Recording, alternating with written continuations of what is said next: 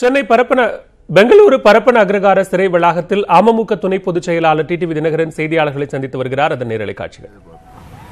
திருவாரூர் இடைத்தேர்தல் அப்படிங்கிறது இன்னொரு ஆர்கே நகர் அப்படின்ற மாதிரி பேசப்படுது. அப்படின்னா இன்னொரு ஆர்கே நகர், இன்னொரு சாம்பிள். நீங்க இந்த 18 தொகுதியில தேர்தல் நடந்தா ஒட்டுமொத்த தமிழக மக்களும் யார் பக்கம் இருக்காங்கன்னு தெரிஞ்சுக்க. இந்த 18 தொகுதிக்கே திருவாரூர் ஒரு 18 தொகுதி மாத்திரம் இல்ல.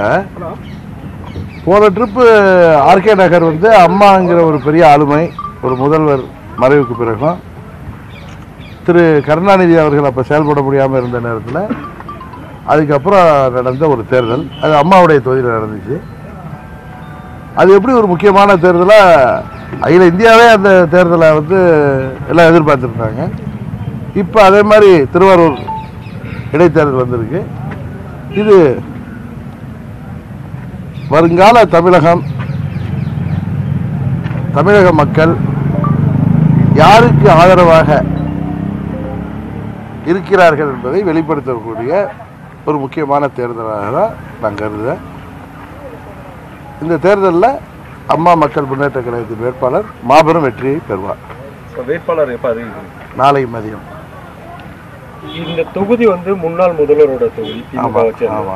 அங்க எவ்வளவு பலம் இப்போ திமுக இருக்கு? யார் அங்க முக்கிய போட்டியாளரா அமமுக இருப்பாங்க? இல்ல, முன்னாள் முதல்வர் 2 முறை அங்க நின்று ஜெயிச்ச தொகுதி. அதனால ஒரு தேர்தல் ஒரு வெற்றி பெற்றதுனால அடுத்த தேர்தலில் அந்த கட்சியில தான் ஜெயிக்கும் அப்படிங்கிற ஒரு ஃபார்முலாலாம் எதுவும் கிடையாது. அவர் திரு கருணாநிதி அவர்கள் ஒரு சீனியர் லீடர். அவர் இருந்தார், எங்கள் சொந்த மாவட்டத்தை சேர்ந்தவர். அதனால் அவருக்கு 2 முறை தொடர்ந்து ஜெயிச்சிருக்காரு.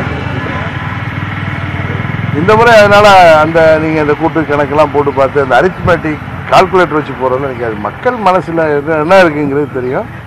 அம்மா மக்கள் முன்னேற்ற கழகம் அப்புறம் வெற்றி பெறுங்கிறத திரும்ப திரும்ப உங்கள்கிட்ட நான் இந்த நேரத்தில் சொல்லிக்கிறேன்.